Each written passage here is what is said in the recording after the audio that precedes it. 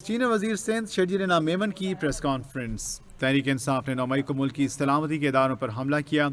शर्जील नाम मेमन ने कहा 9 मई वाक़यात के पीछे एक ही शख्स था और वो है बानी PTI। पाकिस्तान में हुआ, मैं हैदराबाद में बैठा हूं। हैदराबाद में मेरे दोस्तों ने गवाही दी होगी कि हैदराबाद में हैदर चौक पे भी चीज़ों को अमलाक को आग लगाई गई। कराची में शारा फैसल पे जिस तरीके से अवाम की बस सर्विसेज को आग लगाई गई, पुलिस की मोबाइलों को नुकसान पहुंचाया गया, सरकारी इमलाक को नुकसान पहुंचाया गया, खैबर पख्तूनख्वा में जिस तरह नुकसान पहुंचाया गया, रेडियो पाकिस्तान को आग लगाई गई, लाहौर में कोर कमांडर हाउस कायदा मोहम्मद अली जिन्ना का घर जो है उसको आग लगाई गई। ये सारी दहशतगर्दी के पीछे जो ब्रेन चाइल्ड था वो इमरान खान का था, सारी दहशतगर्दी के पीछे। और फिर आपने देखा कि जब उसको जिस दिन 14 साल की सजा होती है, क्योंकि वो जेल में था, फितना जेल में था, जेल से बैठकर वो डायरेक्शन नहीं दे पा रहा था, तो जब जिस दिन इमरान खान को 14 साल की सजा होती है, पूरे पाकिस्तान में खैबर पख्तूनख्वा समेत एक शख्स सड़क पे नहीं आता एहतजाज करने के लिए। एक ऐसा कोई शख्स नहीं था जो रोड पे आके कहे कि जी बहुत बड़ा जुल्म हो गया। तो आपने देखा कि जब शरपसंदी की जाती है तो किस तरह की जाती है। फिर उसके बाद जिस तरीके से डिजिटल दहशतगर्दी की गई, हमारे इदारों के खिलाफ हज़ार-ए-साई की गई, हमारे इदारों को नुकसान पहुंचाने के लिए, और इमरान खान की मौजूदगी में भी जो भी मुखालफत में उसके खिलाफ बयान देता था, दूसरे दिन नैब का नोटिस आ जाता था, दूसरे दिन नैब उसको उठाती थी। पीपुल्स पार्टी के रहनुमाओं को गिरफ्तार किया गया, इमरान खान की ख्वाहिश पे गिरफ्तार किया गया,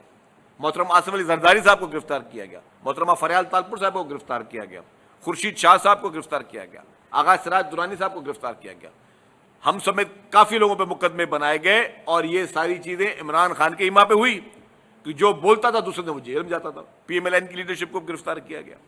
तो वो उस शख्स का डिक्टेटोरियल माइंडसेट, उस शख्स का कि वो अपने ऊपर तनकीद ना बर्दाश्त करने वाला माइंडसेट, और जिस तरीके से उसने बैठकर उसके दौर में जुडिशरी को इस्तेमाल किया, साकिब निसार जैसे लोग जिन्होंने उसको प्रोमोट किए, जिन्होंने कानून की आइन की धज्जियां उड़ाई, साकिब निसार ने, जो कि इमरान खान का एक, मैं समझता हूं कि एक यूनिट इंचार्ज के तौर पे काम कर रहा था, इमरान खान का एक आलाकार होकर काम कर रहा था, चीफ जस्टिस सुप्रीम कोर्ट चुन चुन के इमरान खान के मुखालफों को या तो डिस्क्वालीफाई कर रहा था, या उनको जेलों में भेज रहा था, या उसको जिस तरह मीडिया के ऊपर वो काबिज था, वो शख्स उसकी मर्जी होती थी कि मेरी हर खबर जो है वो चले, मैं जो बयान दूं वो चले, और मैं मलाइन करूं लोगों को, इमरान खान के मुखालफों को मैं मलाइन करूं, उनकी हज़ारासाई हो, उनकी कैरेक्टर असैसिनेशन हो, उनका मीडिया ट्रायल हो। उसका अलाकार साकिब निसार जैसा बदबख्त शख्स बना, जिसने अदालतों को और कानून को की धज्जियां उड़ाई, जुडिशियल एक्टिविज्म की बुनियाद इफ्तिखार चौधरी के बाद इस शख्स ने डाली और उसको चलाता रहा। और फिर उसने जिस तरीके से डैम फंड के नाम पर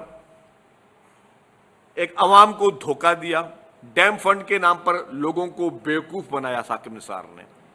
उसकी मिसाल कहीं नहीं मिलती कि एक PTI के MP ने किसी को सड़क पे उतर के अपनी लैंड क्रूजर से मारना शुरू कर दिया, तो साकिब निसार साहब ने कहा कि भाई आओ बुलाओ इसको, सुमोटो नोटिस, 5 लाख रुपए डैम फंड में दो, तुम्हें माफ कर दिया। दुनिया के कोई एक मुल्क, कोई एक कानून, कोई एक मुझे किताब बता दें जिसमें कहे कि जी किसी को जूते मारो और उसको पैसे दे दो डैम फंड में और आपको माफ किया जा सकता है। पूरी दुनिया में मुझे कोई एक मिसाल बताए, नहीं हुई। ये सारी बदतरीन मिसालें हैं। आज जो PTI के लिए बात